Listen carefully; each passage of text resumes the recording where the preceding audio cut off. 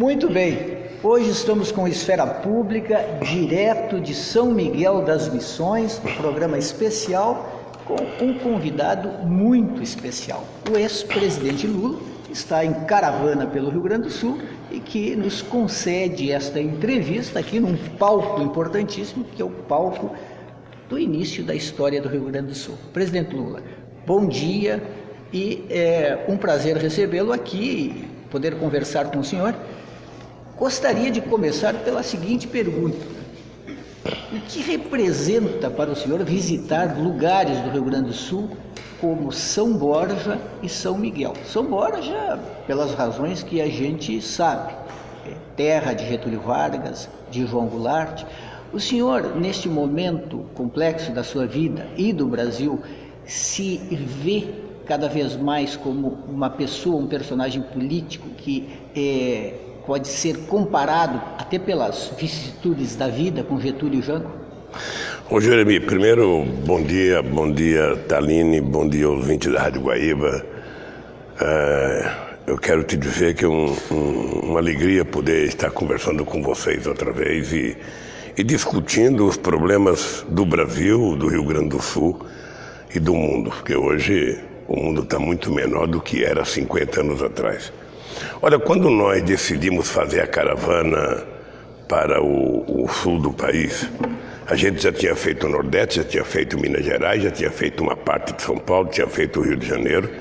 Falta o norte do país e falta o centro-oeste do país.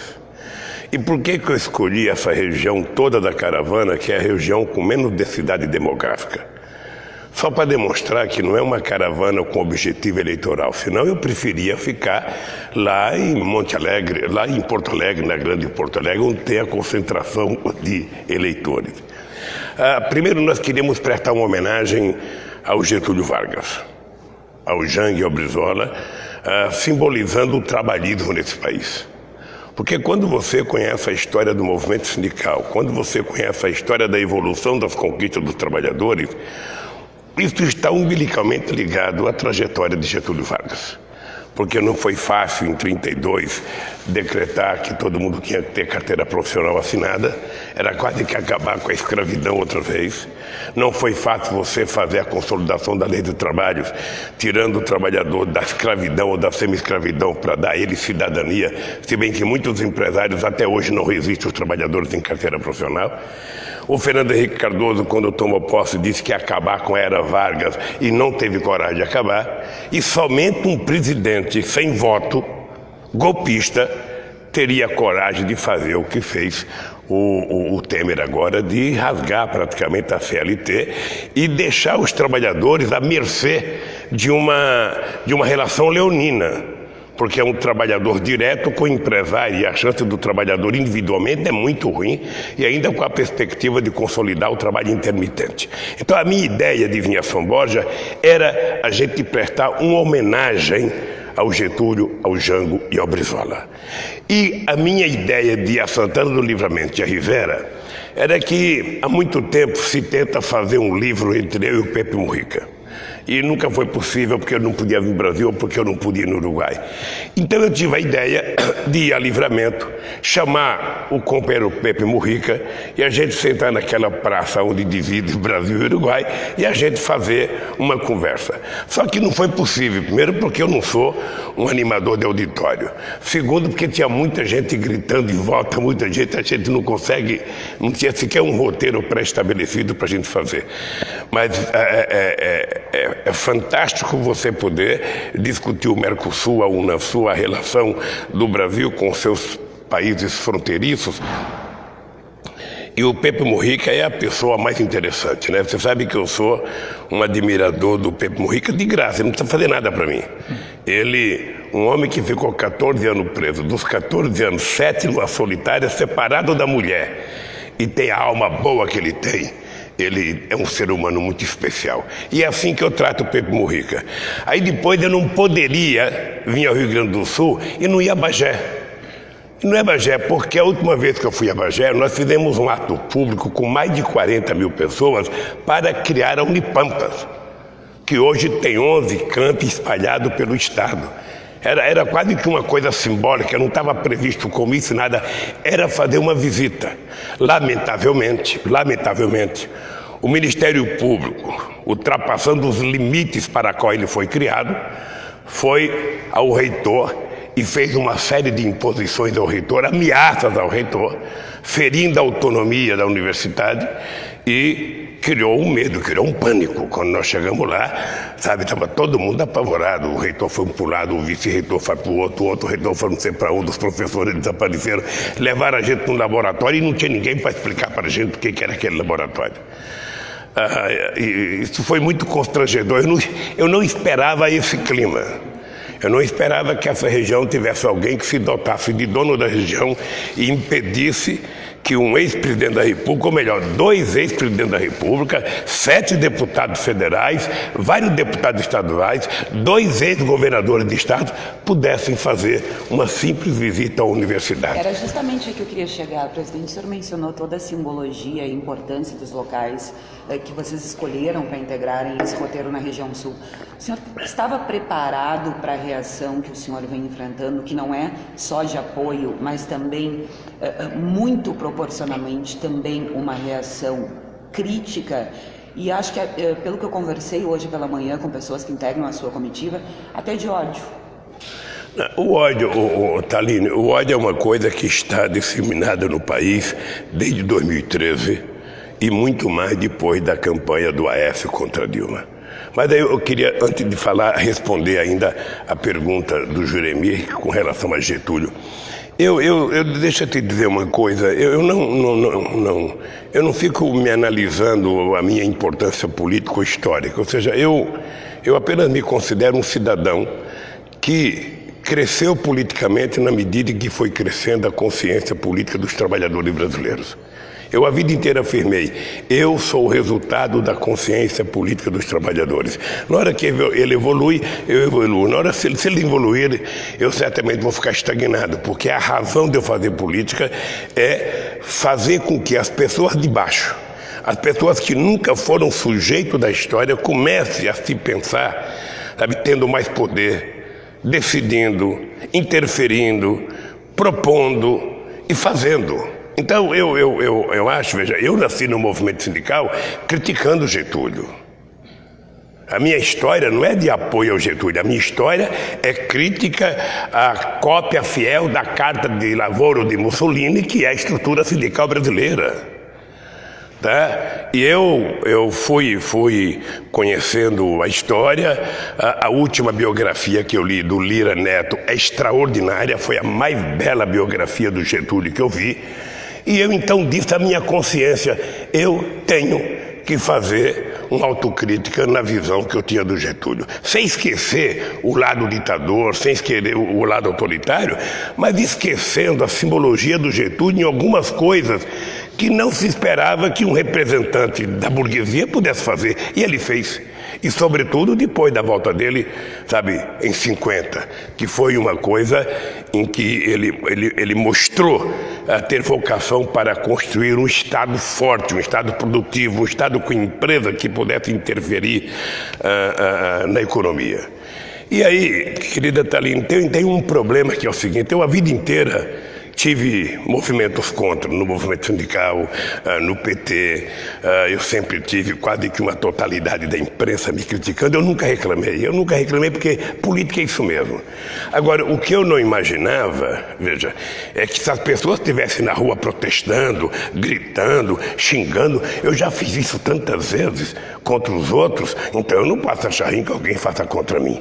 Nós vamos estar em eleições, tem um monte de candidato aí, cada um quer seu espaço.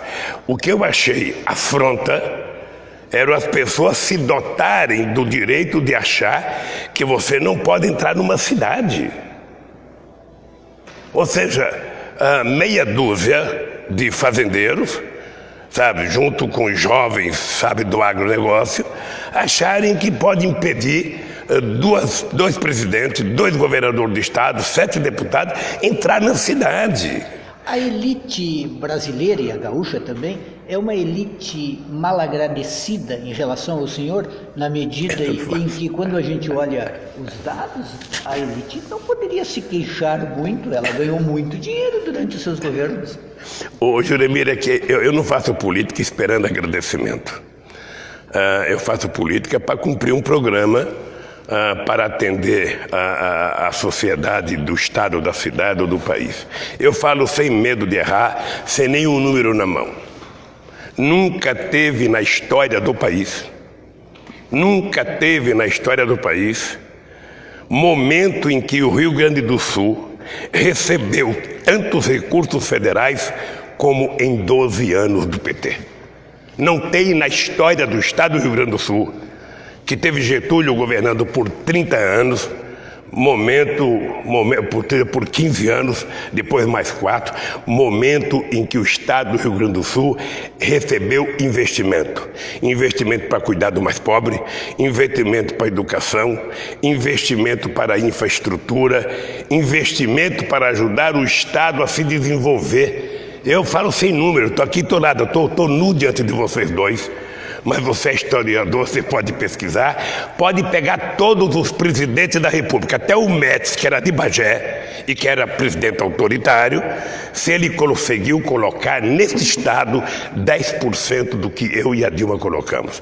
A indústria cresceu, o estado cresceu, a economia cresceu, os empregos cresceram. Ô Juremir, você não tem noção da profunda indignação que eu tenho de saber o esforço que nós fizemos para recuperar a indústria naval brasileira. Nós não tínhamos mais engenheiro naval nesse país, nós aceitamos o desafio de recuperar, saímos de 2.600 trabalhadores, porque, Taline, na década de 50, a indústria naval brasileira era a segunda do mundo. A partir dos anos 70 acabou. Você encontrava metalúrgico de estaleiro vendendo refrigerante e cerveja com isopor na cabeça. Sabe? E nós assumimos um desafio de recuperar. Ela estava com 82 mil trabalhadores. Aqui o Porto de Rio Grande estava com 24 mil trabalhadores. Eles acabaram de destruir, desmontar uma sonda para mandar fazer na China ou na Coreia. Será que essa gente não pensa no país? Será que essa gente não pensa na qualificação do povo? Será que essa gente não pensa no aprendizado científico e tecnológico que pode garantir uma indústria como essa? A gente não tinha mais soldador. Taline, quando nós começamos a fazer os navios, naquela pressa de fazer os navios, muita gente que cortava cana, que nunca tinha visto um eletrodo, foi fazer um curso de soldador, Juremir. Essas pessoas foram trabalhar e sabe que a solda de navio é uma solda muito especial. O cara tem que ser craque, ou seja, como se fosse bola de ouro. Sabe o que aconteceu? Nós começamos a trazer brasileiros que estavam no Japão trabalhando na indústria naval para soldar os cascos do navio. O maior orgulho que eu tinha foi ir a Recife e ter um monte de brasileiros dizendo: eu voltei do Japão depois de 4 anos, depois de 3 anos, e é com muito orgulho que eu venho aqui. Está acabando, gente. Acabando em nome do quê? O Brasil não é da Petrobras, é a Petrobras que é do Brasil. Não pode haver uma inversão de valores. Às vezes você compra um produto por 50 milhões de dólares a mais, mas o que você deixou de gerar emprego, o que você deixou de receber de imposto, o que você deixou de receber de conhecimento tecnológico, sabe? O que você gerou de possibilidade de emprego em empresas fornecedoras, compensa a gente fazer aqui. Então é por isso, Juremir, que eu fico profundamente magoado, ressentido, porque esse Brasil está perdendo a autoestima. Se tinha uma coisa que eu tinha orgulho, é recuperar a autoestima desse país. O país, em 2009, esse país era o país mais otimista do mundo e era o povo mais alegre do mundo. Cadê a nossa alegria? Cadê o nosso otimismo? A gente anestesiou a sociedade, ela foi anestesiada, inventaram todas as mentiras contra a Dilma, tiraram a pedalada, fizeram o impeachment da Dilma, prometendo melhorar. Cadê a melhora? É vender o Estado brasileiro? É jogar fora a nossa soberania? É perder a respeitabilidade internacional? Não, isso não é. Isso não é um país soberano, meu filho. Isso não é um país, lamentavelmente, isso me dá indignação. Sabe, não me dá raiva porque na minha idade, Taline, eu dou conselho para as pessoas: não fique mais com raiva, porque a raiva dá azia, dá refluxo, sabe? Você tem que, às vezes, brigar sem ter ódio. E é por isso que eu estou brigando, Jeremy. É por isso que eu sou teimoso. E eu quero dizer todo dia: quer recuperar o Brasil? Pare de fazer corte. Guerra fiscal aqui acabou com esse Estado. Esse Estado era vendido como a obra-prima desse país. Era o Estado chique do Brasil, as pessoas mais evoluídas e tal. O que aconteceu com esse Estado? O Estado mais politizado do Brasil? Eu acho que o Rio Grande do Sul hoje está muito conservador. Não sempre fomos conservadores, presidente? O quê? O Rio Grande do Sul não sempre foi um Estado conservador? É que eu só conheci o Rio Grande do Sul em 1975. Depois que eu li alguma coisa sobre a Guerra Farroupilha, depois que eu li alguma coisa sobre as lutas no Rio Grande do Sul, eu começo a perceber, sabe, que esse povo tem muitas virtudes, mas também tem muitos defeitos, como tem no Brasil inteiro. Mas acontece que esse povo é um Estado que teve acesso à educação primeiro que o restante do Brasil. Uma vez perguntaram para mim, na campanha de 82, qual é a diferença entre São Paulo e o Rio Grande do Sul? Eu dizia: a diferença é que São Paulo teve Getúlio, teve Jango e teve Brizola. E São Paulo teve Adhemar de Barro, Jânio Quadros e Maluf. Essa é uma diferença fundamental para a gente mostrar a qualidade política de um Estado, né? Mas agora eu estou vendo que tem mais ódio disseminado.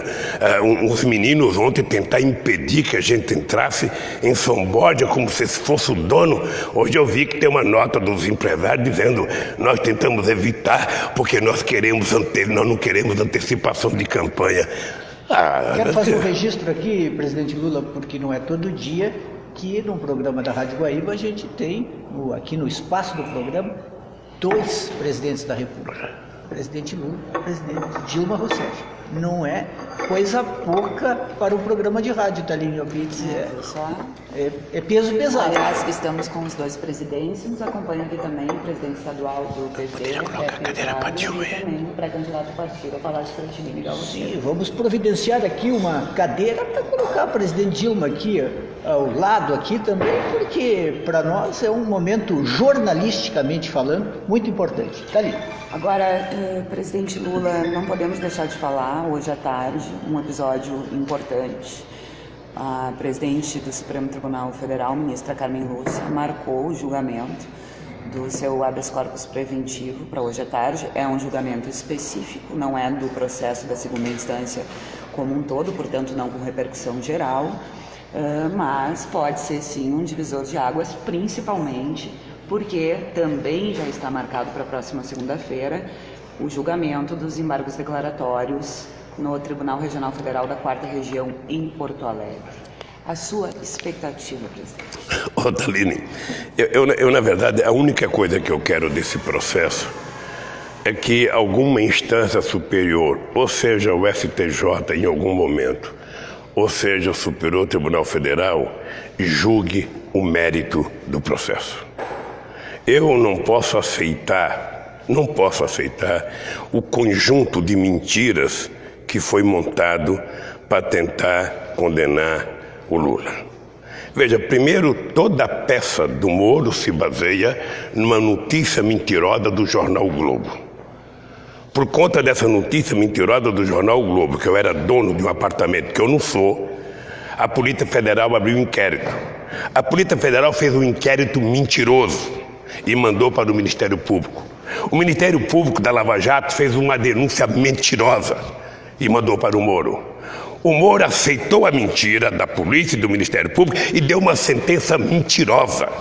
E veio para o TRF4 e eles deram uma decisão mentirosa. Eu já tenho 72 anos, tenho pelo menos 54 anos de luta nesse país.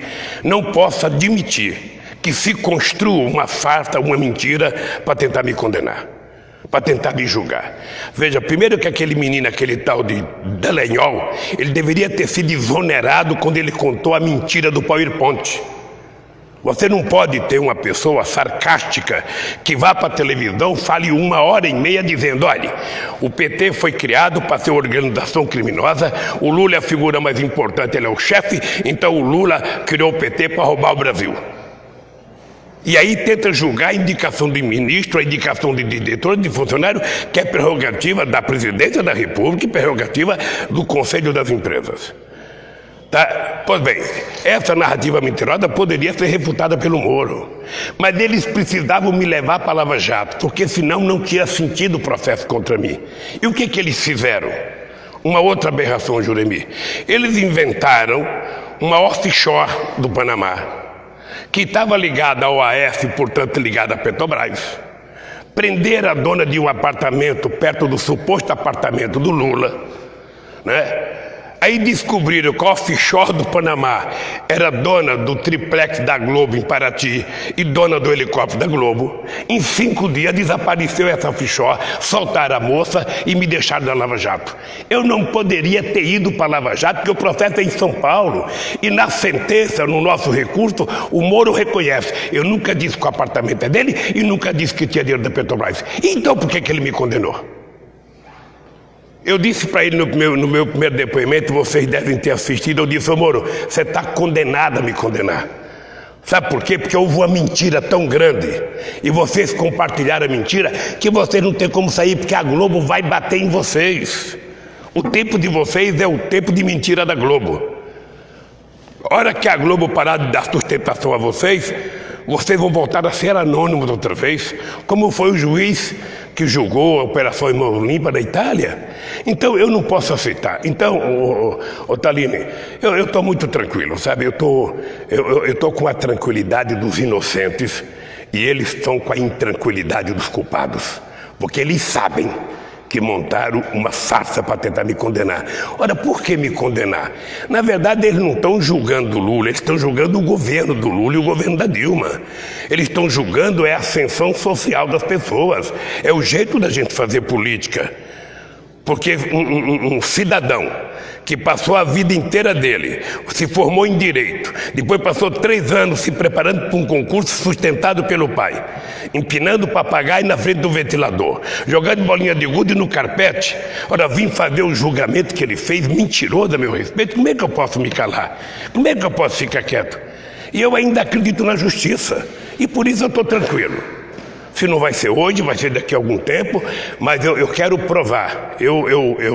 Juremi, já tenho 72 anos, eu de vez em quando brinco comigo mesmo para me dar prazer, eu falo, se é verdade que já nasceu o ser humano que vai viver 120 anos, quem sabe não seja eu. Então é com essa crença e esse otimismo que eu quero viver para poder provar a minha honra e fazer essa gente serem julgadas pela opinião pública, porque não é possível. Você sabe quantas horas de Jornal Nacional eu tenho contra mim, Thalini?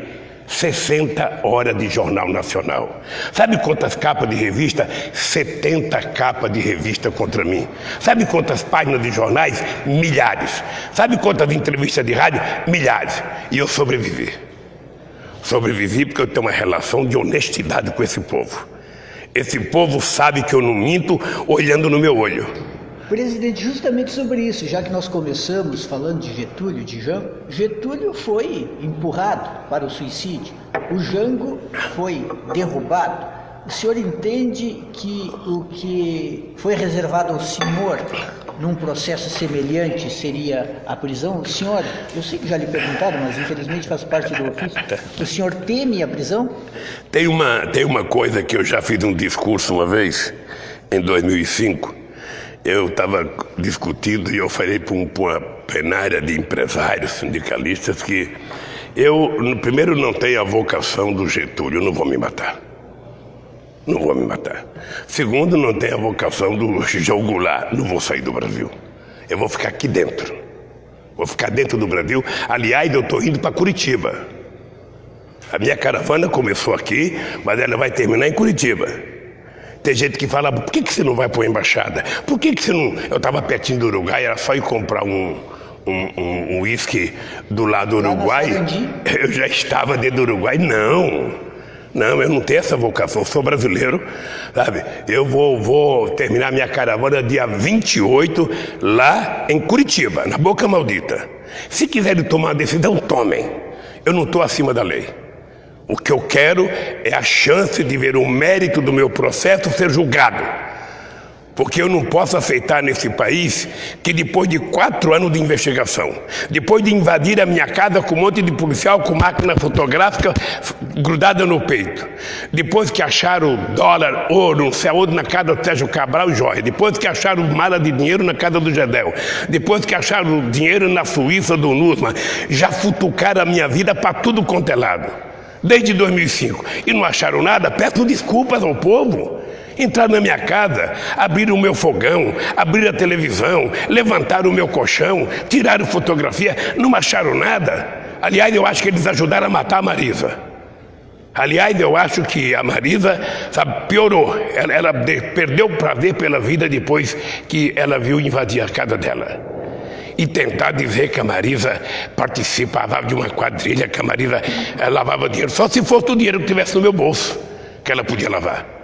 Então é por conta dessa injustiça que eu resolvi brigar.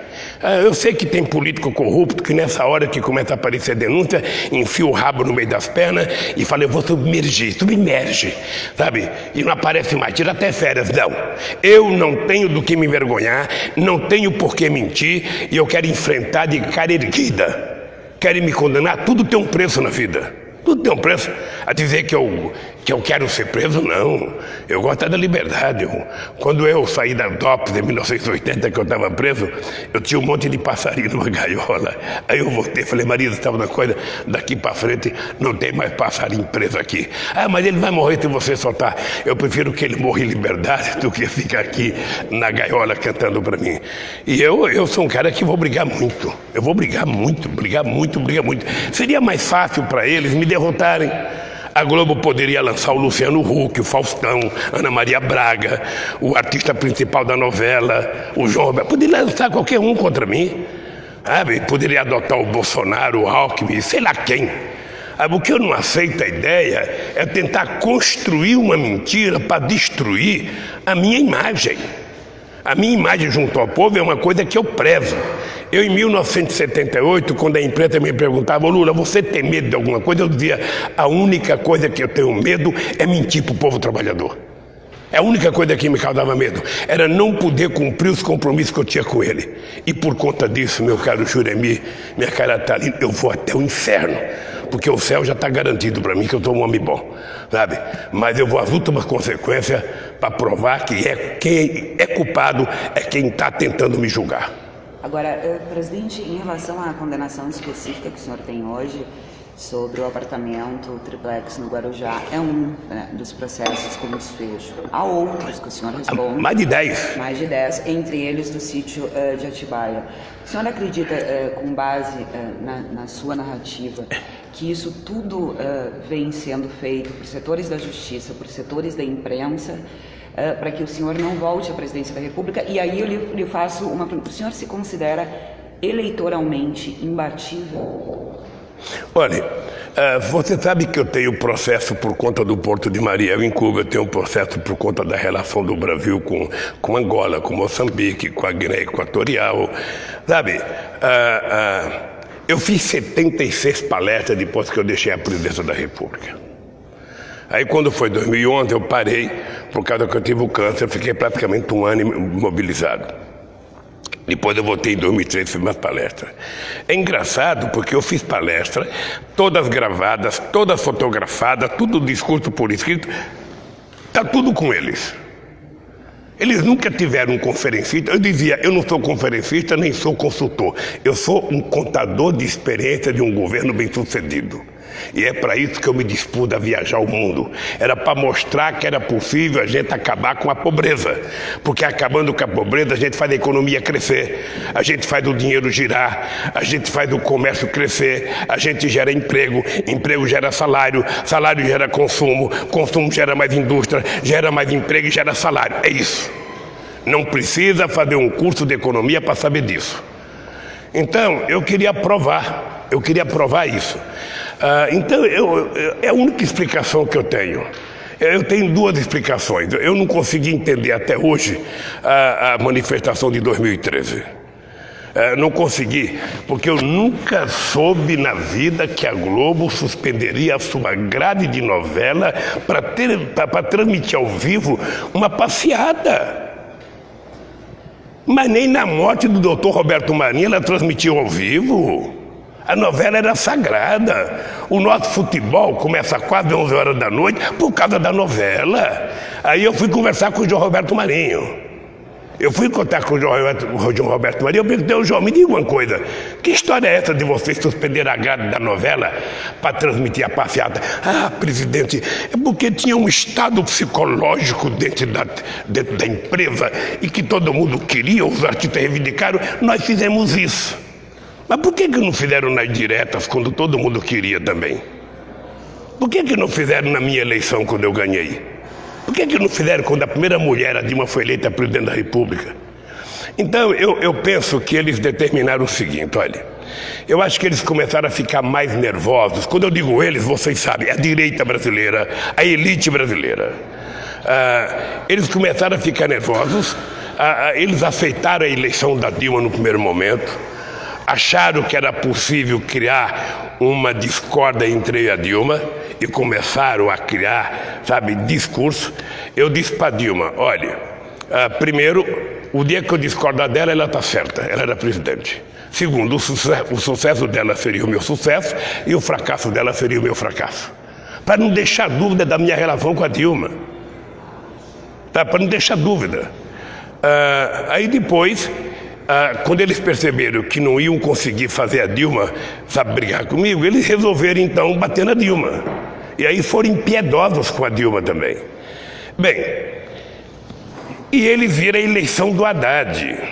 A eleição do Haddad foi no dia da votação do Zé Disseu e do Genuíno. E o Haddad ganhou do Zé Serra. Aí eu acho que a elite brasileira, representada pelo Milênio, né?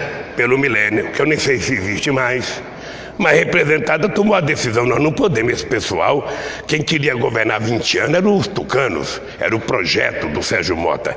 Agora ver esses malucos do PT legalizar a vida de empregada doméstica, gerar 22 milhões de emprego, aumentar o salário de 12 anos consecutivos, aumentar o salário mínimo, fazer minha casa, minha vida subsidiada. Qual é o ódio que eles têm da Dilma? Que ela fez casa subsidiada para quem ganha até um salário mínimo, porque quem ganha até um não pode pagar R$400 por mês de aluguel. A gente tem que subsidiar mesmo.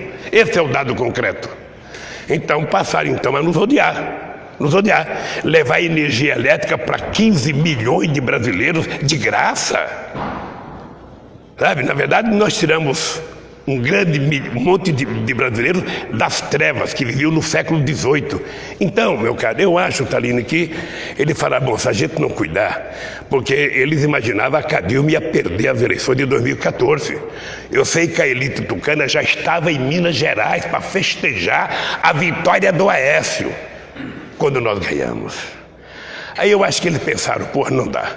Agora, daqui a pouco começa esse tal de Lula querer voltar.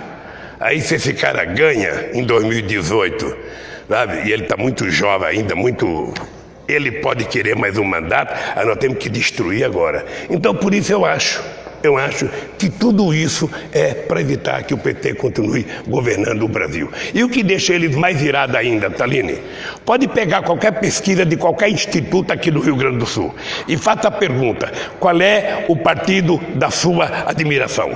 Não vai aparecer PSDB, não vai aparecer PMDB, não vai aparecer PDT, não vai aparecer PP. Sabe qual é o partido que vai aparecer na pesquisa? O PT, com 20%. E não tem mais partido nesse país. Porque o PT é o único partido político que funciona como partido político nesse país, é o PT. Mas, ironicamente, os candidatos tucanos à presidência da República ficam na frente nas eleições presidenciais do Rio Grande do Sul. Veja, no Acre também, nós nunca ganhamos eleição no Acre. São fenômenos, sabe, de comportamento do eleitorado que nós temos que respeitar. Nós não temos que ficar brigando com o eleitor. Nós temos que saber o que falta a gente fazer para que a gente possa ganhar a maioria dos votos. Eu acho que Não é por falta de políticas para o Estado, não é por falta de crescimento econômico do Estado, que ele cresceu no nosso período. Agora, nós temos uma situação em que os estados estão falidos. Eu não sei como é que alguém, sabe, o Rosseto vai querer ser candidato a governador, eu não sei como é que alguém quer ser governador no estado que não consegue pagar a folha de pagamento. Presidente, o tempo é curto? O seu tempo é curto? Não, eu estou aqui com o tempo. Eu estou com o tempo, meu caro. Podemos ficar 2 horas aqui, sem parar. Então, o senhor é que manda. Quero lhe fazer 2 perguntas, porque elas são importantes no contexto de tudo que tem acontecido. O senhor está expondo aqui como o senhor se sente perseguido por uma trama que combate os seus governos e os bons feitos do seu governo e dos governos da presidente Dilma. Muito foi atacada a sua família, dizendo que seus filhos enriqueceram durante seus períodos no governo. O que o senhor diz hoje em relação a isso, sobre tantos ataques aos seus familiares? Olha, é muito difícil, porque a gente aguenta qualquer burdoada nas nossas costas, mas quando a gente vê o envolvimento da família, isso pesa muito. Eu tenho 5 filhos, dos quais 4 estão desempregados. E tem um menino que tem a TV Play, e esse menino começou a ser perseguido pela Veja quando a TV Play começou a bater em pesquisa a MTV. Então contaram um monte de mentira. Eu tenho uma coisa que o Ricardo Couto narra num artigo. Eu estava no hospital sírio-libanês tratando do meu câncer quando eu soube que o Roberto Tívida estava no quarto. E como eu sei que ele me odiava, eu falei, vou dar uma tapinha de luva de pelico no Roberto Tívida, vou lá visitar ele. E fui eu e a Marida visitar, junto com o Dr. Calil e assistente do Dr. Calil. Quando eu cheguei no quarto do Roberto Tívida, o presidente, que honra recebê-lo aqui. Mas a sua esposa certamente não gosta de mim, porque eu contei uma mentira sobre o seu filho e não desmenti. Isso dito. No quarto, ele doente. Eu falei, doutor Roberto, eu não vim aqui para discutir o meu filho político, eu vim aqui só para lhe fazer uma visita de solidariedade. Sabe? Tchau, boa saúde e tal. Foi isso. O que me deixa indignado é que eu tenho filho que não trabalha já há algum tempo, eu ajudo, e porque quando fala que é filho do Lula, as pessoas não querem dar emprego. No PT eu não quero colocar para não ser nepotismo. Ô Juremir, eu nunca pedi para um vereador, para um prefeito, para um deputado federal, para um senador do PT que desse o emprego de um salário mínimo para o filho meu. Eu não posso viver dependendo de favor, porque eu sei o papel que eu tenho no PT. Agora, quando eu vejo contar mentiras, a filha do Lula é lobista, o filho do Lula é lobista, o filho do Lula não sei das contas. Gente, mas pelo amor de Deus, quando vocês falarem em prova de alguma coisa, o meu filho era dono da JBS. Você está lembrado?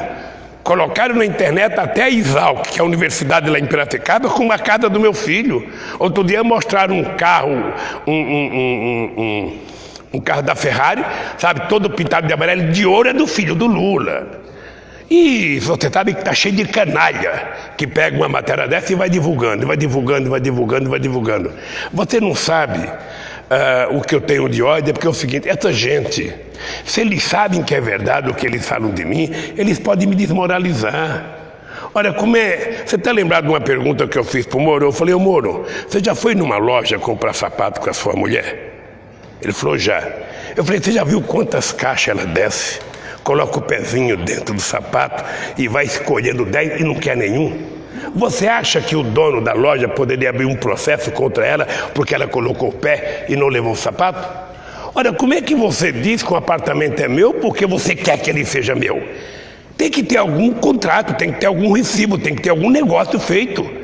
Ou no cartório de Santos, ou no cartório do inferno, tem que ter algum documento. Você não pode, sabe, por ilação dizer essas coisas. Mostra uma nota, mostra um recibo, mostra um contrato, mostra que eu dormi no apartamento meia hora, mostra que meus filhos foram lá. Eles não têm.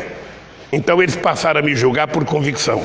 Porque como eles mentiram muito, não tem como voltar atrás. Não tem como voltar atrás. Então, eu sinceramente estou indignado e estou muito tranquilo. Eu acho que eles ficam preocupados com a minha tranquilidade. Eu falei para o senhor em duas perguntas, uma sobre a sua família e outra é sobre as escolhas para o STF.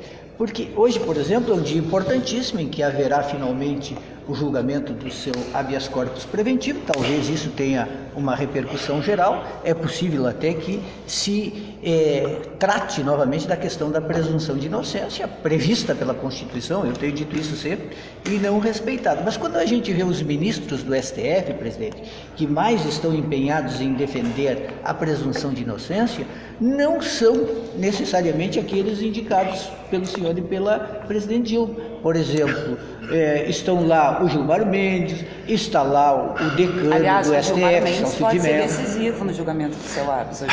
Então, vocês escolheram mal os membros do STF que vocês puderam indicar? Ô Juremir e Italini, veja, eu não sei como é que a Dilma escolheu, porque cada um de nós tem um critério. A Dilma não é advogada, ela tem o ministro da Justiça, ela tem o advogado-geral da União, ela tem assessoria histórica dela, amigos advogados. Quando você recebe uma lista, tem muitas vezes você recebe uma lista pronta, que já vem com a assinatura de muita gente pedindo, sabe, pela pessoa. Aí você vai pedir para o teu ministro da Justiça investigar se aquela pessoa realmente é uma pessoa, sabe, que tem tamanho para ser ministro da Suprema Corte. Você vai conversar com o seu advogado, muitas vezes você consulta outras pessoas, sabe? Aí você indica, vai para o Senado faz o julgamento lá, analisa lá e indica. Ora, a gente não indica alguém para a Suprema Corte para ser favorável, gente. Nesse aspecto eu tenho muito orgulho de ser muito republicano.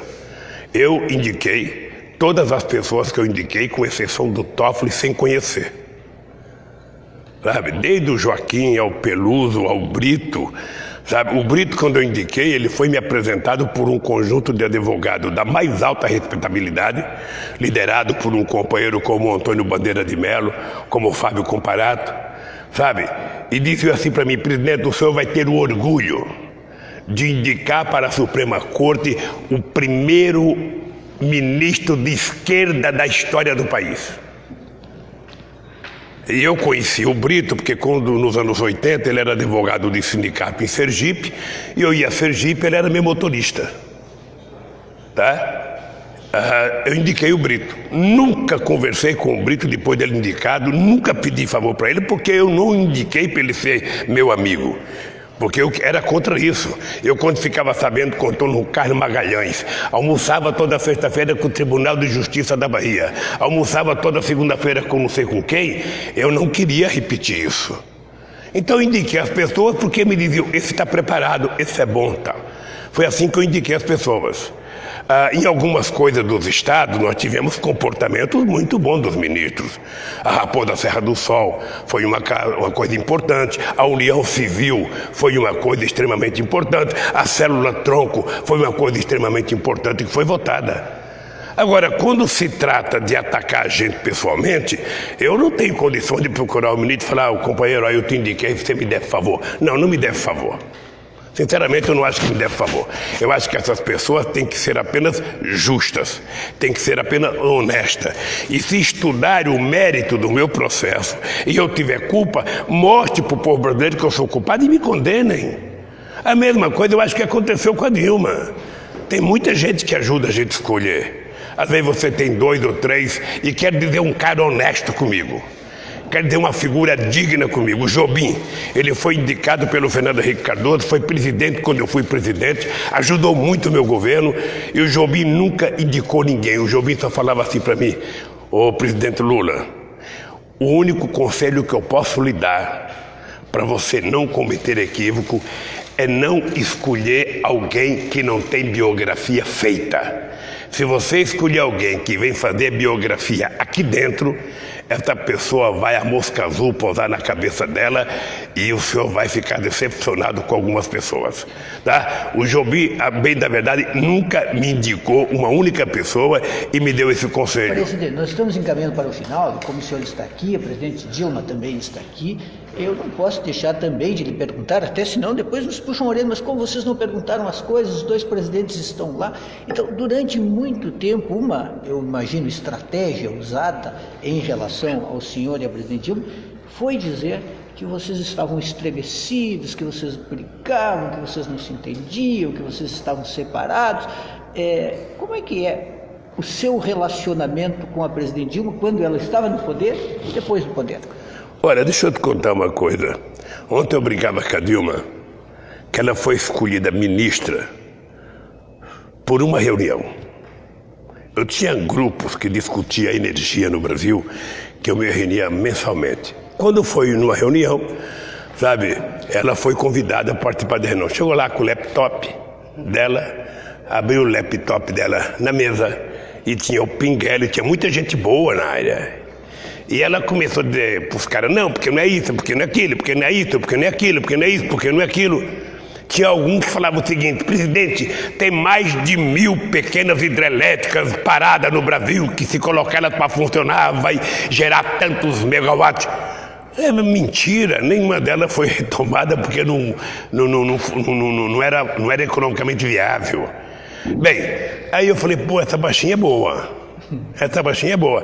O Zé Dirceu, que tinha sido escolhido por mim, chefe da Casa Civil, para montar o segundo escalão do governo, já tinha oferecido ao PMDB o Ministério de Minas e Energia.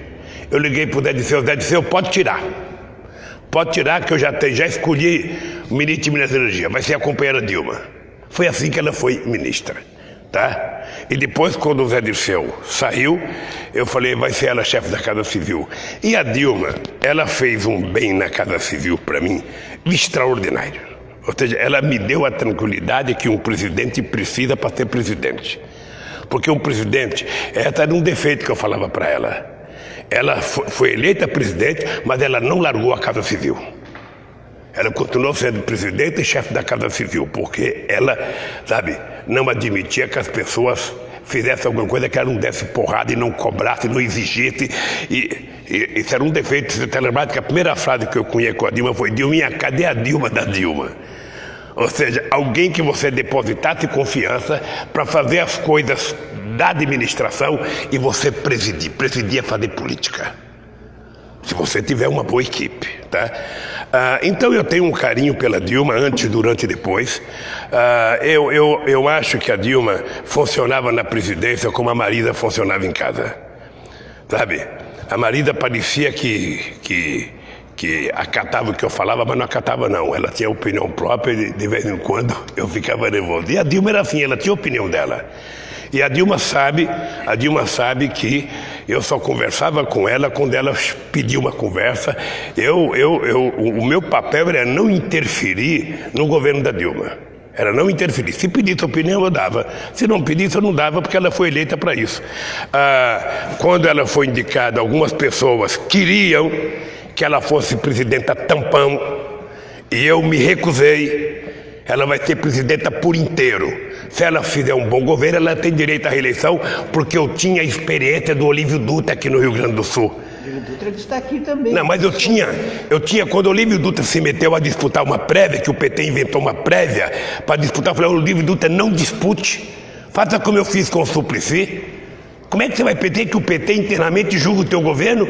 Se eles te derrotarem, significa que eles não gostaram do teu governo, Olívio. É isso que vai passar para a sociedade. O Suplicy queria disputar a prévia comigo, eu falei, você quer ser? Eu disputo sozinho, Suplicy, eu não vou disputar. Então, eu falei, a Dilma tem que ser candidata por inteiro, tá? Você sabe que no fim da campanha tentaram desmamar a Dilma do Lula. Eu chego no Pará, estava num comício, eu tinha recebido um recado de uma pessoa que estava em Paris. E essa pessoa falou o seguinte, Lula, acabei de receber uma pesquisa, não sei se você sabe que você está fora da televisão, é importante saber que a Dilma vai cair. E se você não voltar para a televisão, nós vamos perder as eleições de 2010. A Dilma estava junto comigo num comício lá em Belém. Eu falei, Dilma, eu recebi essa notícia. Falou, pois é, presidente. Eu até ia falar para o senhor. Eles falaram que tinha que desmamar eu do senhor e eu não concordei com isso, mas eles estão desmamando. Aí eu peguei o telefone, liguei. Os coordenadores da campanha eram Zé Eduardo Dutra, Zé Eduardo Cardoso, Palocci e o coordenador da comunicação era o João Santana. Eu peguei e liguei para o Zé Eduardo Dutra, falei, Zé Eduardo, eu estou chegando em Brasília amanhã de manhã e eu quero às 9 horas uma reunião. Cheguei na reunião nervoso, eu quero saber quem de vocês tem voto para eleger a Dilma. Você tem voto, Palocci? Não. Você tem voto, João Santana? Não. Tem voto? Não.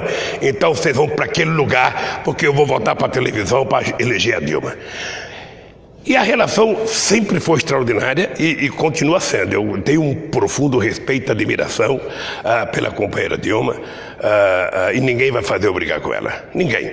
Sabe? A Dilma errou aqui, mas eu também errei ali. Ou seja, o que a gente precisa é continuar com essa relação de sinceridade, de companheirismo.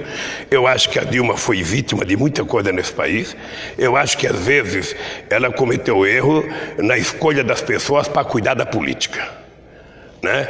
Eu não sei se você sabe, eu nunca contei, mas eu não queria o Padilha como ministro da Saúde. Eu queria que o Padilha ficasse na coordenação política, porque era o cara que a gente tinha arrumado melhor. O Joaquim Levy também. Deixa eu lhe falar. Na verdade, eu tinha tido uma conversa com a Dilma muito sincera. Eu achava que a Dilma deveria levar o Meirelles. A Dilma falou, não, Meirelles eu não levo. E o Trabuco. Sabe? Aí eu falei, Dilma, tem um cara que tem escrito muita coisa boa a teu respeito. Aí era o cara que mais defendia o governo na imprensa, nas reuniões com os empresários. Eu falei, você poderia tentar o Trabuco. Ela falou, vou conversar com ele em tal lugar. Não sei aonde, mas vou conversar. Eu fiquei surpreso quando ela trouxe o Levy. Porque eu sabia que ela não gostava do Levy, então eu não entendi a mágica dela trazer o Levy. E o Levy foi uma coisa ruim, sabe, porque o Levy era uma marca negativa para a militância do PT. Mas sabe o que acontece, Juremir? O problema é que quando você está no cargo, sabe, você tem que tomar decisões, às vezes você não tem tempo de ouvir, de pedir, às vezes você acerta, às vezes você erra, sabe? E assim, mas eu acho que ela não foi tirada pelos erros, ela foi tirada pelos acertos. Porque é verdade que no governo de 2011 a 2014 foi feito 528 bilhões de desoneração, de isenção fiscal, para manter o quê? Para manter a política social, para manter geração de emprego, porque as pessoas que fazem crítica se esquecem que nós chegamos em dezembro de 2014 com 4,5% de desemprego, o menor desemprego da história desse país. Só Finlândia tem isso, Noruega, Suécia e Alemanha nos bons tempos, tá? E ela manteve todas as políticas sociais e ela realmente não gastou, investiu dinheiro em subsidiar casa para quem não tinha como comprar casa. Acabou o nosso tempo aqui, mas eu não posso deixar de lhe fazer uma última pergunta. Independentemente do desfecho no Supremo Tribunal Federal, no Tribunal Regional da Quarta Região, lei da ficha limpa, como é que o senhor se vê candidato em função da condenação por colegiado? E mais do que isso, o senhor não acha que o senhor é inquestionavelmente a maior liderança do PT? Esta dependência que o PT tem do senhor é prejudicial? Não, eu acho que não. Quisera Deus que todos os partidos tivessem uma liderança. O defeito do Brasil não é o PT ter uma grande liderança. O defeito do Brasil é ninguém ter liderança. Quem é a liderança dos tucanos? Não tem. Quem é a liderança dos conselheiros? Henrique não conta mais? Não conta mais. Lamentavelmente não conta. Isso, quem é que conta? O Alckmin. O Alckmin, pesquisa que a gente faz, diz assim, você gosta do Alckmin, tem 20% que diz que gosta. Você votaria nele para presidente, apenas 4% do que gosta votaria nele. Quem é o outro candidato que nós temos? Sabe, de envergadura? Quando eu fui candidato em 89... Você não tem medo de um desempenho do Bolsonaro? Não tem medo. Eu acho que o Bolsonaro tem que ser levado a sério, porque independe do voto dele. Eu não dependo do voto dele. Os nossos eleitores, sabe, são diferentes e distintos. Agora, quem tem que cuidar do Bolsonaro são os tucanos, tá? Porque a política de ódio disseminada por eles é que gerou o Bolsonaro. Então eu não tenho a preocupação. O problema do Brasil hoje é a falta de liderança. Quando eu fui candidato em 89, a gente tinha Aureliano Chaves, a gente tinha Ulisses Guimarães, a gente tinha Brizola, a gente tinha Mário Covas, a gente tinha FIF, a gente tinha eu como candidato. Hoje, quem é que está candidato? Qual é o grande quadro da direita? Sabe, o Dória foi eleito em São Paulo por conta dos votos brooklinianos, achou que era o máximo.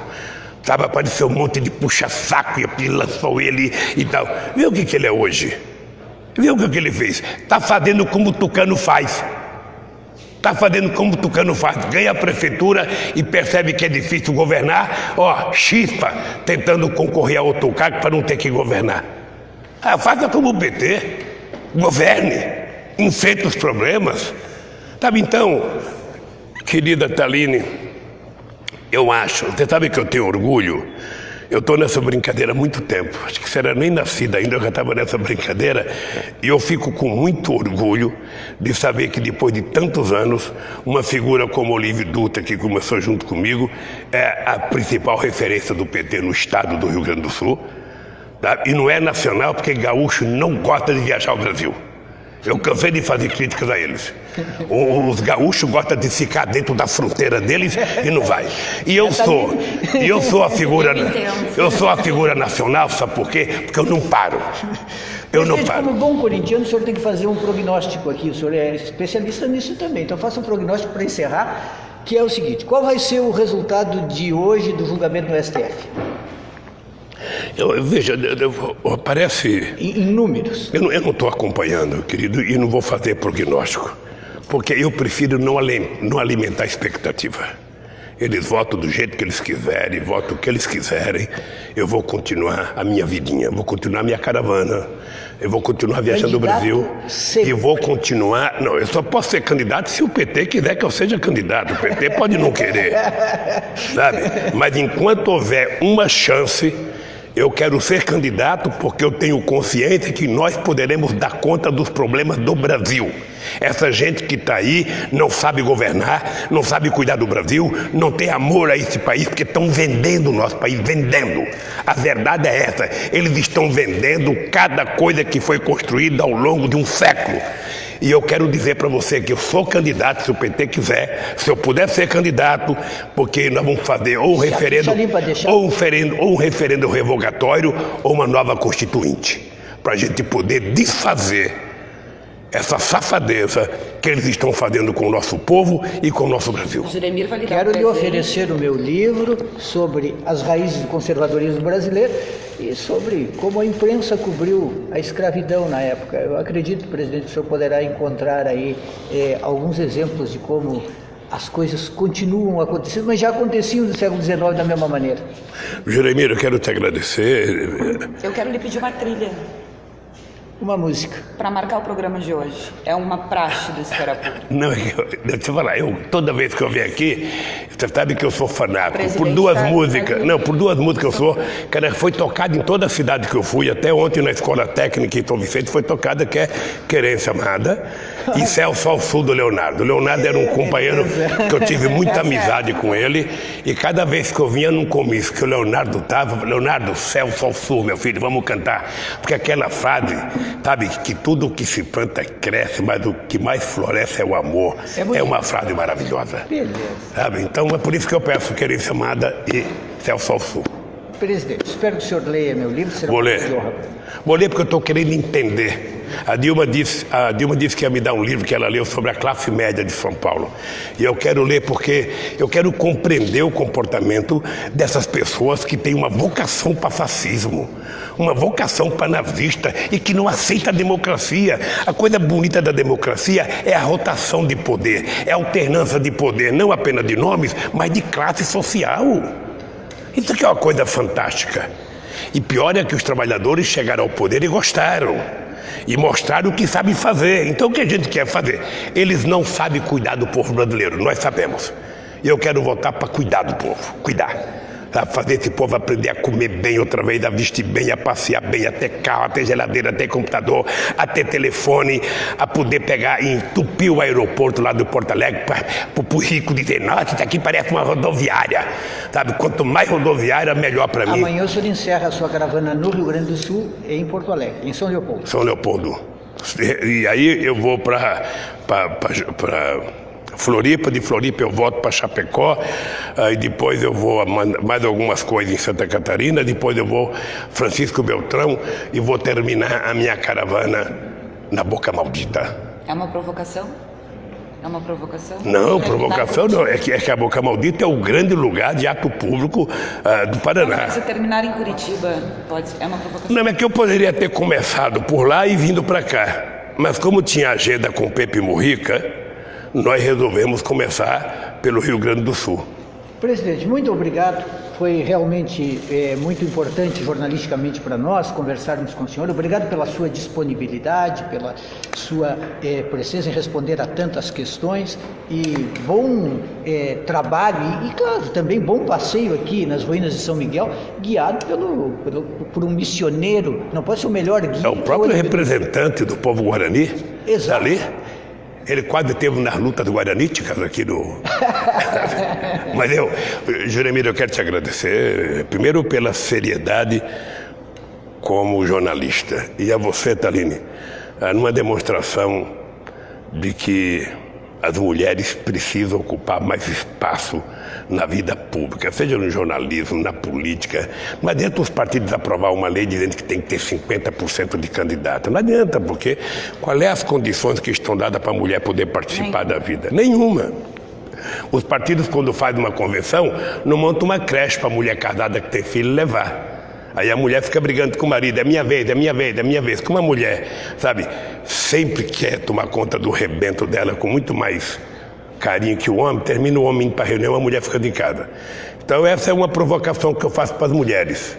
Vocês precisam ocupar os espaços, porque, na minha opinião, a mulher tem mais vocação para a governança do que o homem. Ela certamente tratará, sabe, o governo com muito mais carinho. É por isso que no nosso governo a gente começou a dar a casa no nome da mulher, é por isso que o Bolsa Família no nome da mulher, porque se o cara é do Grêmio, ou se o cara é do Internacional, ele recebe o cheque no nome dele, e vai que acontece o que aconteceu com o Inter, deixou de perder o título, o que acontece? O cara pega o Bolsa Família, vai no bar, toma uma cervejinha aqui, a outra cervejinha ali, acabou o leite da criança. A mulher não, a mulher vai gastar o dinheiro com a criança. É por isso que nós apostamos tanto nas companheiras mulheres. Muito bem.